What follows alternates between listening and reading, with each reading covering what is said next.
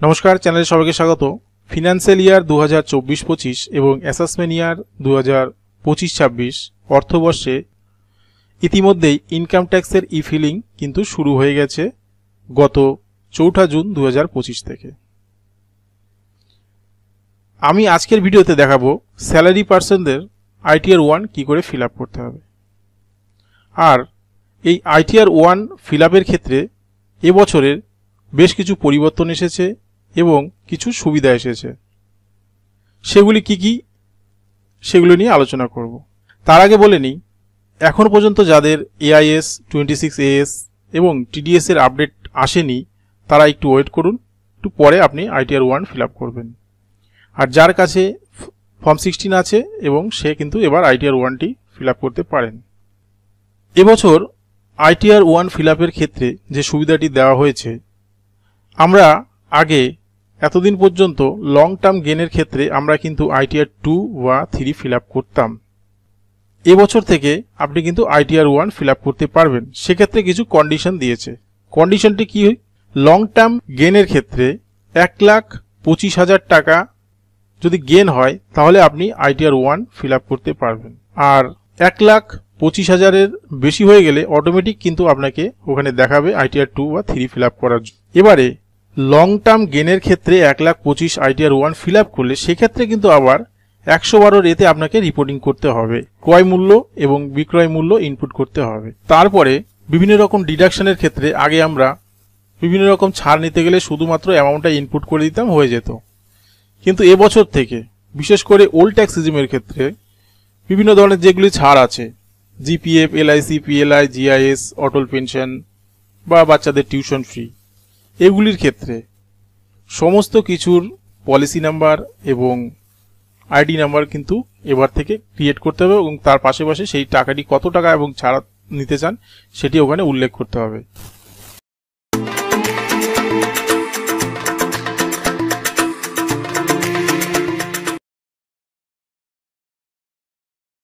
ITR 1 fill up করার জন্য আপনি আপনার সুবিধা মতো আপনার কম্পিউটারে যে কোনো একটি ব্রাউজার ওপেন করবেন এবং সেখানে সরাসরি আপনি লিখবেন ই-ফিলিং।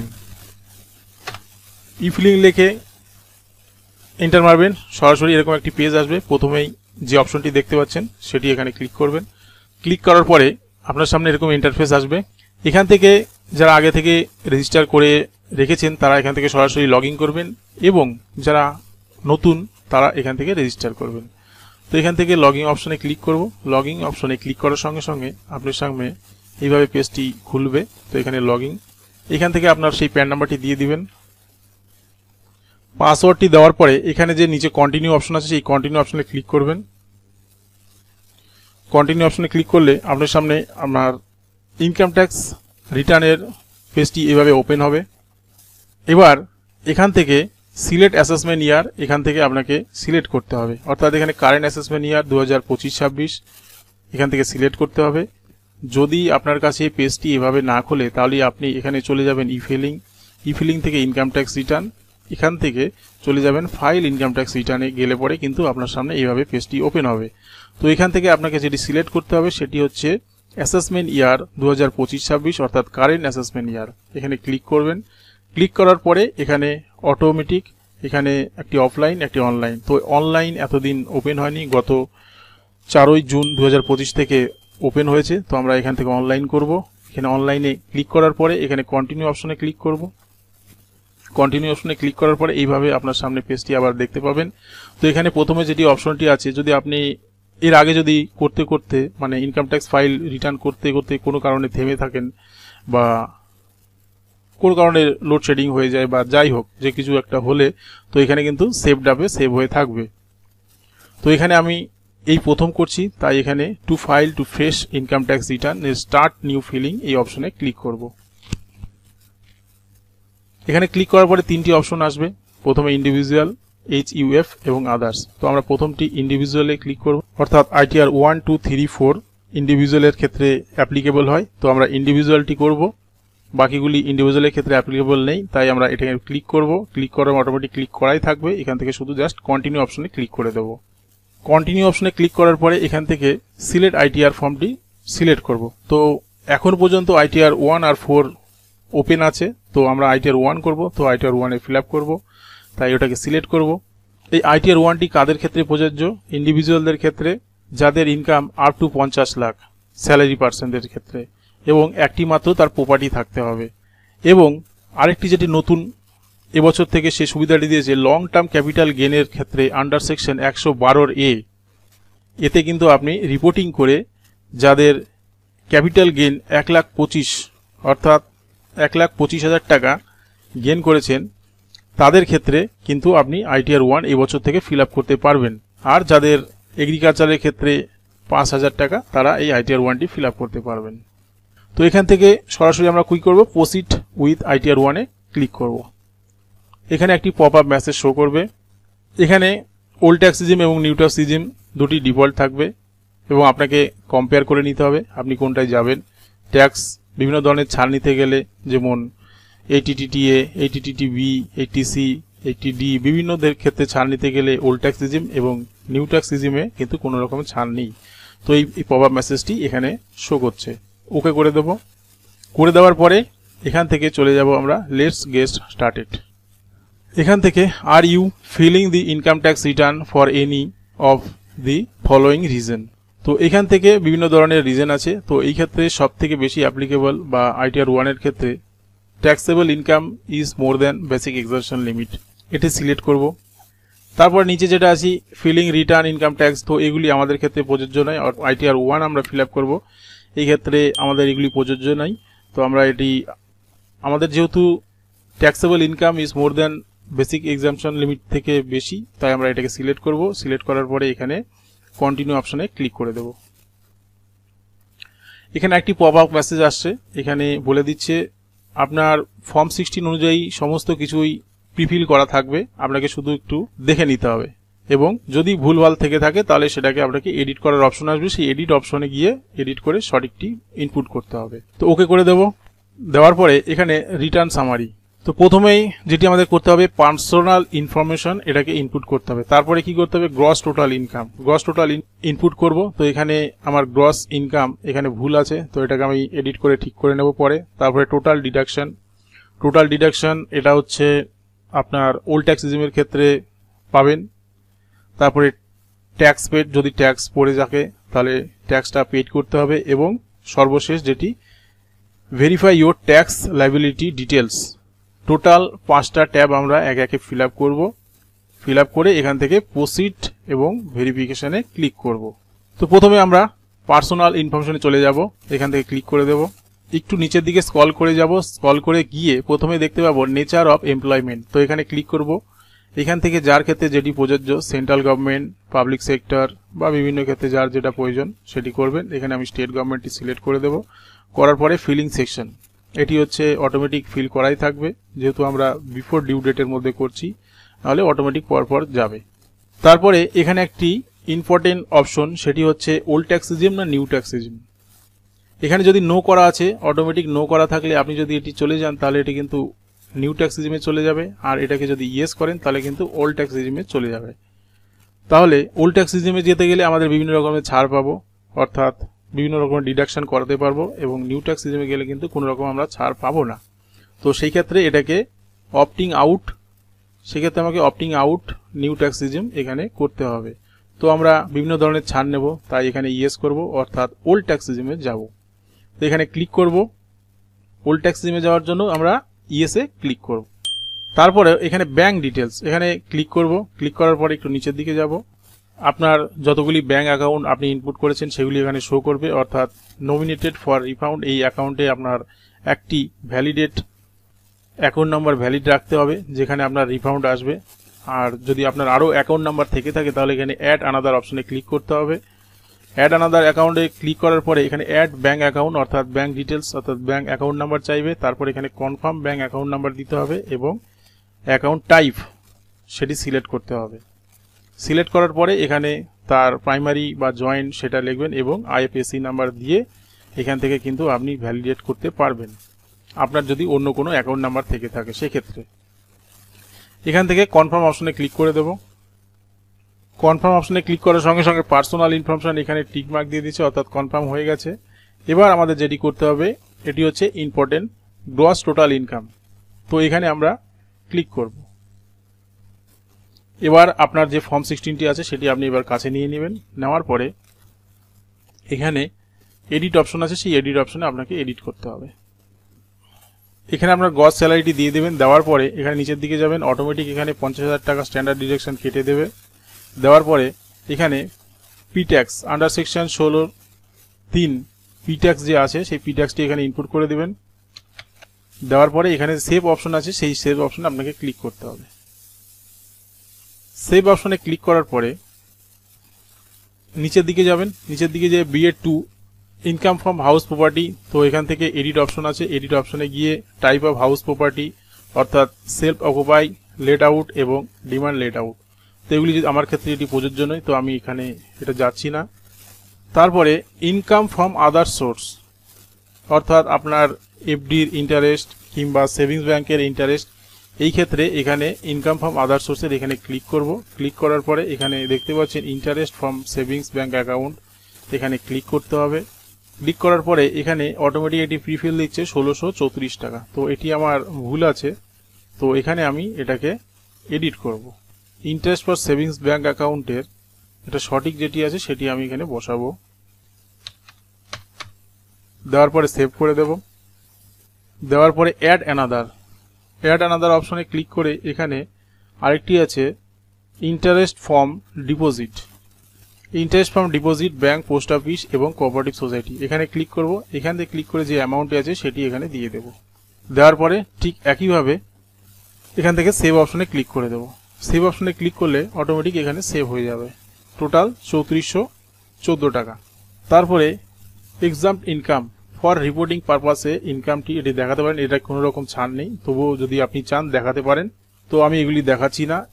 তারপরে একটি যে বছর যেটি নতুন সংযোজন হয়েছে অর্থাৎ নতুন যে ফেসিলিটি দিচ্ছে ITR 1 এর ক্ষেত্রে, সেটি হচ্ছে লং টার্ম ক্যাপিটাল গেনের ক্ষেত্রে, অর্থাৎ আন্ডার সেকশন 112 রেতে রিপোর্টিং করে আপনি কিন্তু আপনার 1,25,000-এর যে গেন হবে সেটি কিন্তু আপনি এখানে কিন্তু দেখাতে পারেন।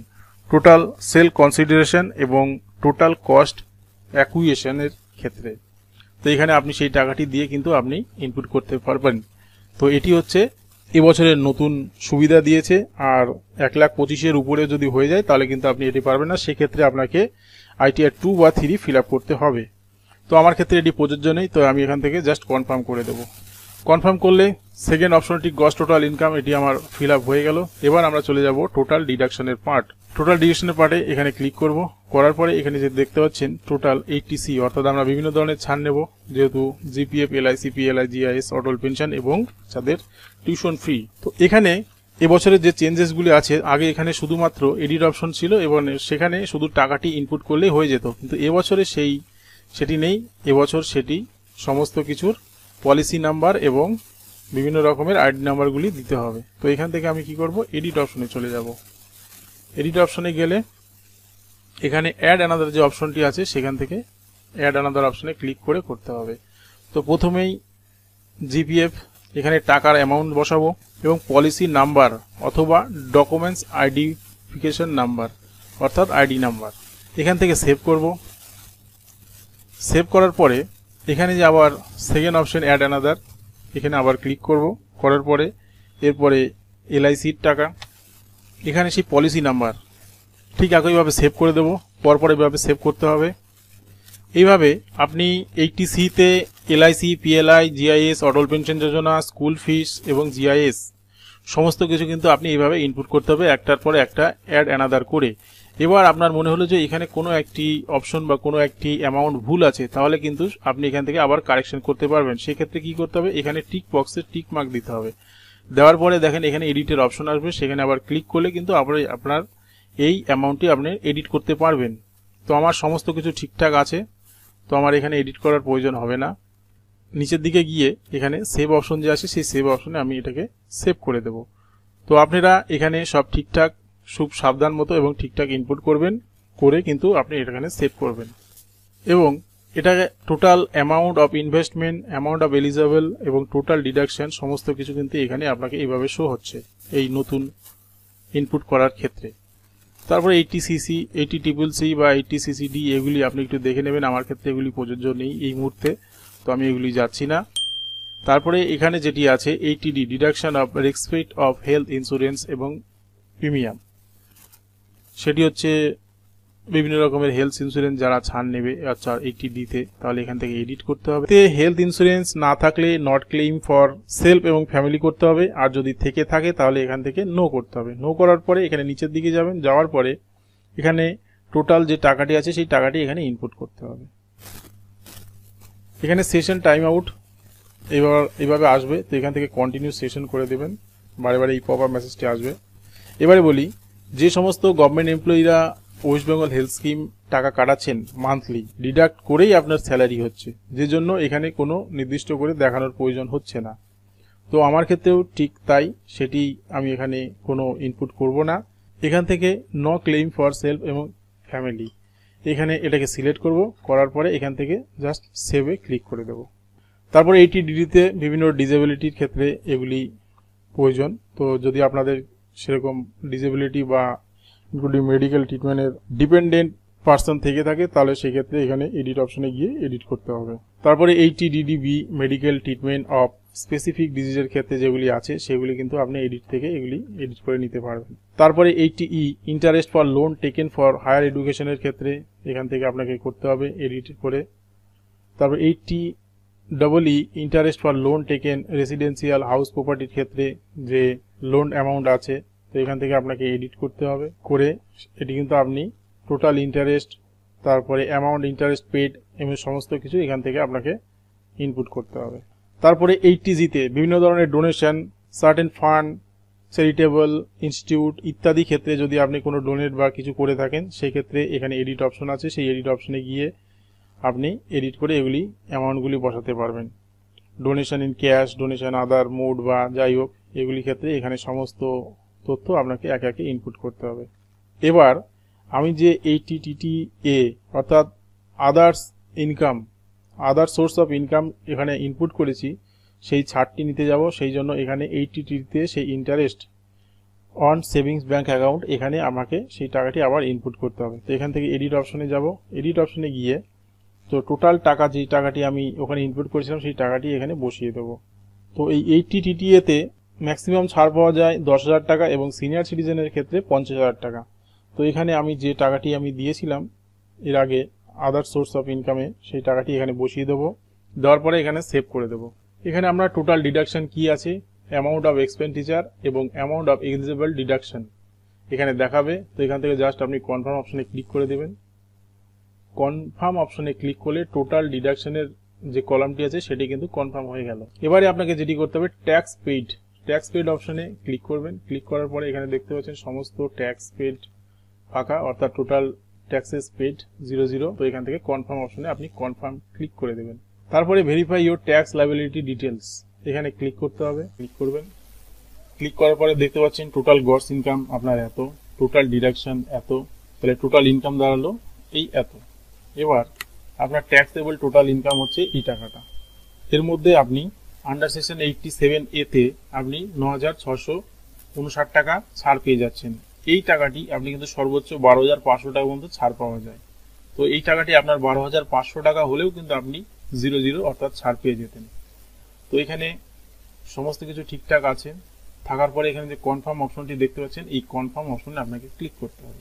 এইভাবে পরপর personal information, gross total income, total deduction, tax paid, total tax liability সম্পূর্ণ যে 5টি ট্যাব আছে পরপর আমরা কিন্তু একে একে কনফার্ম করলাম। কনফার্ম করার পরে এখানে দেখতে পাচ্ছি প্রসিড বলে একটি অপশন আছে, এই প্রসিড অপশনে আমরা ক্লিক করে দেব, অর্থাৎ আমাদের কাজ প্রায় শেষের দিকে। তো এখানে দেখতে পাচ্ছেন you need to make a zero payment. তো এখানে আমার কোনো পেমেন্ট করতে হচ্ছে না, তো আমরা এটাকে প্রিভিউ রিটার্ন করব। প্রিভিউ রিটার্নে ক্লিক করে দেব। প্রিভিউ রিটার্ন ক্লিক করার পরে এখানে টিক বক্স আছে, টিক বক্সে ক্লিক করব, করার পরে সেল থাকবে। এরপরে সম্পূর্ণ যা আছে সেম তাই থাকবে। থাকার পরে এখানে প্রসিড টু প্রিভিউ ক্লিক করে দেব। প্রসিড টু প্রিভিউতে ক্লিক করার পরে আপনি এতক্ষণ পর্যন্ত যেটি ফিল আপ করলেন সেটি আবার আপনার সামনে এইভাবে দেখাবে। আপনি যা যা টিক মার্ক করলেন, যা ইনপুট করলেন সম্পূর্ণ কিন্তু আপনি আবার এখান থেকে কিন্তু একবারে খুঁটিয়ে দেখে নিতে পারবেন এটি ভ্যালিডেট করার আগে সমস্ত কিছু ঠিকঠাক দেখে নেবেন। দেখে নেওয়ার পরে যেখানে প্রসিড টু ভ্যালিডেশন আছে এই ভ্যালিডেশন অপশনে আপনাকে ক্লিক করতে হবে। ক্লিক করার পরে ভ্যালিডেশন সাকসেসফুল দেখাচ্ছে, নো এরর ওয়ার ফাউন্ড। এরপর আমরা যেটি করব, প্রসিড টু ভেরিফিকেশন করব। এখানে ক্লিক করব। ক্লিক করার পরে এখানে তিনটি অপশন আসছে, ই ভেরিফাই নাও, তারপর ই ভেরিফাই লেটার আর ভেরিফাই ভায়া আইটিআর 5। তো এখানে ভেরিফাই ভায়া আইটিআর 5 এটি হচ্ছে সিপিসি ব্যাঙ্গালুরে পাঠাতে হবে। এটি আগে 90 দিন ছিল, এখন এটি 30 ডে করে দিয়েছে। এটি স্পিড পোস্ট বা জেনারেল পোস্টে পাঠাতে হয়। তো এটি আমি আর এখন করছি না। তো আপনাদের রিকমেন্ডেড করবো, আপনারা যদি আধার কার্ডের সাথে আপনাদের মোবাইল নাম্বার আপডেট করা থাকে তাহলে আপনারা ই ভেরিফাই নাও যে অপশনটি আছে প্রথমটি, সেই অপশনটি ক্লিক করবেন, সঙ্গে সঙ্গে হয়ে যাবে। তো এখানে আমি সেটি করব, ই ভেরিফাই নাও করার পরে যে কন্টিনিউ অপশন আছে এই কন্টিনিউ অপশনে আমরা ক্লিক করে দেবো। ক্লিক করার পরে আপনার সামনে how do you want to e verify, যে প্রথম অপশনটি আছে আই উড লাইক, অর্থাৎ আমি ওটিপি দিয়ে রেজিস্টার আধার নাম্বারের যে ওটিপি আসবে সেটি আমি ক্লিক করব। তো এটি আমি টিকমার্ক দেবো, দেওয়ার পরে কন্টিনিউ অপশনে ক্লিক করে দেবো। কন্টিনিউ অপশনে ক্লিক করার পরে আই এগ্রি ক্লিক করার পরে জেনারেট আধার ওটিপি জেনারেট করার জন্য আমি ক্লিক করব। ক্লিক করার সঙ্গে সঙ্গে আপনার মোবাইলে কিন্তু আপনার সেই রেজিস্টার মোবাইল নাম্বারে কিন্তু একটি ওটিপি চলে আসবে। যদি কোনো কারণে আপনার মোবাইলে ওটিপিটি না আসে তাহলে এখানে যে রিসেট ওটিপি অপশন দেখতে পাচ্ছেন, অ্যালাউ অনলি ওয়ান্স, এখানে ক্লিক করবেন। ওটিপি যাবে, সেই ওটিপিটি আপনি এই ওটিপির ঘরে বসিয়ে দেবেন। দেওয়ার পরে এখানে ভ্যালিডেট অপশনে আপনাকে ক্লিক করতে হবে। ভ্যালিডেট অপশনে ক্লিক করলেই এখানে confirm submission of return, please note that once you submit that return you can no longer modify the details. তো এখানে বলছে এখান থেকে সাবমিট করে দিলে কিন্তু আপনি আর কোনো রকম মডিফাই করতে পারবেন না। তো আপনার যদি সমস্ত কিছু ঠিকঠাক ফিল আপ করে থাকেন এবং আপনি মনে করছেন ঠিক আছে, তাহলে এখান থেকে আপনি জাস্ট সাবমিট অপশনে ক্লিক করে দেবেন। সাবমিট অপশনে ক্লিক করলেই এখানে দেখতে পাচ্ছেন you have successfully fill and verify your return, you will notify you on, অর্থাৎ আপনার মোবাইল নাম্বার এবং আপনার email ID upon the processing of your return. এখান থেকে আপনি এই রিসিপ্টটি ডাউনলোড করে নিতে পারেন। এখানে ক্লিক করবেন, এখানে ডাউনলোড হয়ে যাবে আপনার সেই পিডিএফটি। এখানে দেখতে পাচ্ছেন অ্যাকনলেজমেন্ট নাম্বার এবং যা যা ফিল আপ করলেন সমস্ত কিছু এখানে দেখাবে এবং এখানে লিখে দিয়েছে do not send this acknowledgement to CPC Bangalore. এবার আপনি এখানে গো টু ড্যাশবোর্ডে ক্লিক করুন। এখানে দেখতে পাচ্ছেন প্রথমে আপনি রিটার্ন ফিল করলেন ডেটে, রিটার্ন ভেরিফাই করলেন, তারপরে রিটার্ন প্রসেসিং হবে এবং processing completion income tax department পরবর্তীতে স্টেপ বাই স্টেপ এটি ফিল আপ করবে। আইটিআর 1 এইভাবে ফিল আপ করতে পারবেন খুব সহজেই আপনার কাছে যদি ফর্ম 16 থেকে থাকে। আর আপনাদের এই ভিডিও সম্বন্ধে যদি কোনো কোশ্চেন থেকে থাকে অবশ্যই কমেন্ট বক্সে জানান।